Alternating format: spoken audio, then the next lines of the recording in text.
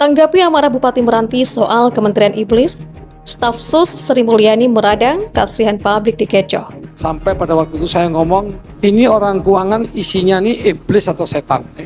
Saya kemarin juga dipanggil ketemu dengan Pak Tito, minta petunjuk Pak. Selaku pembina saya mau gugat Pak Jokowi.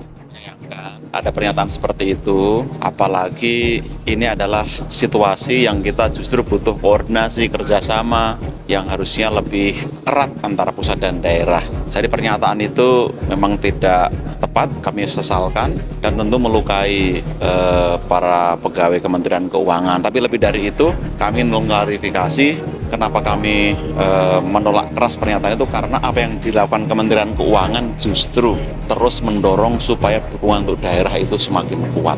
Dan itu bisa ditunjukkan dengan berbagai data, termasuk untuk Kabupaten Meranti. Iya, saya kira setiap kabupaten kota berharap demikian, tetapi kan perlu dilihat variabel penentunya. Variabel penentunya ada dua item. Ya. Yang pertama adalah volume produksi dari migas itu sendiri, yang kedua adalah harganya. Nah, kalau harga kan tentu average-nya harus dilihat di dalam 1 tahun, jangan di bulan-bulan tertentu.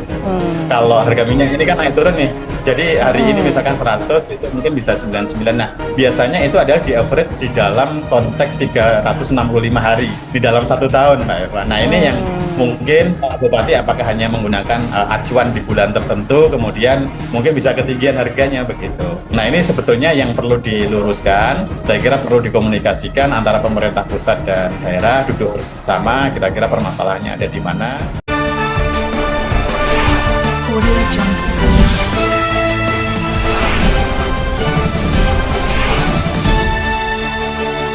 Pernyataan Bupati Meranti M. Adil yang menuding Kementerian Keuangan sebagai setan atau iblis direspon staf SUS Menko Bidang Komunikasi Strategis Justinus Prastowo.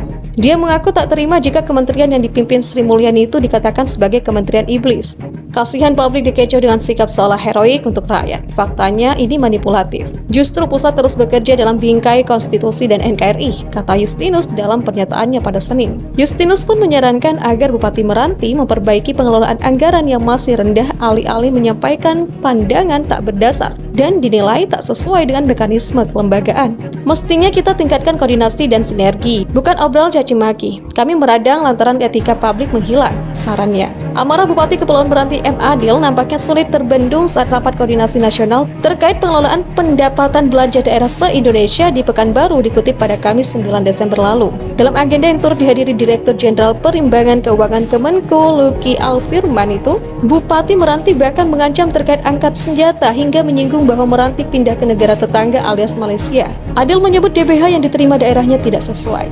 Di Riau ini mungkin kami paling banyak sekarang di bornya, tapi pertanyaannya mengapa duit kami tak dikembalikan? Kata Adil di hadapan staf Kemenku.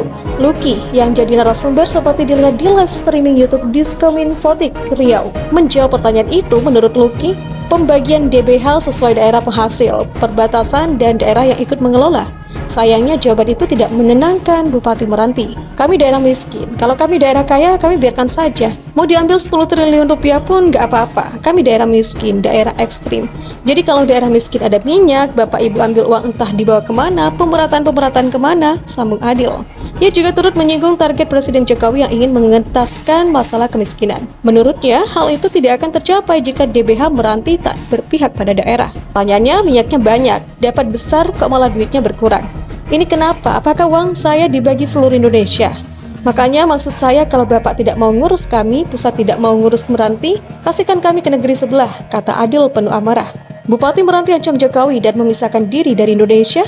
PKS minta Jokowi segera evaluasi bagi hasil daerah penghasil migas. Publik dihebohkan dengan video yang menampilkan keberanian Bupati Meranti Muhammad Adil yang tanpa rem mengkritik Kementerian Keuangan terkait dana bagi hasil minyak di wilayah yang dipimpinnya. Tak tanggung-tanggung, Adil bahkan menyinggung angkat senjata, memisahkan diri dari Indonesia, sampai enek lihat orang Kemenko. Menanggapi hal ini, anggota Komisi 7 DPR RI, Mulyanto mendesak Presiden segera mengevaluasi persentase bagi hasil untuk daerah penghasil migas.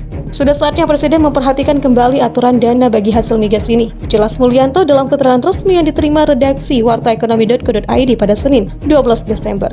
Bukannya tanpa alasan, Mulyanto menganggap masalah ini sudah menyinggung ranah sensitif terkait kedaulatan Indonesia. Karenanya dibutuhkan langkah yang jelas untuk mengatasi masalah ini oleh Presiden.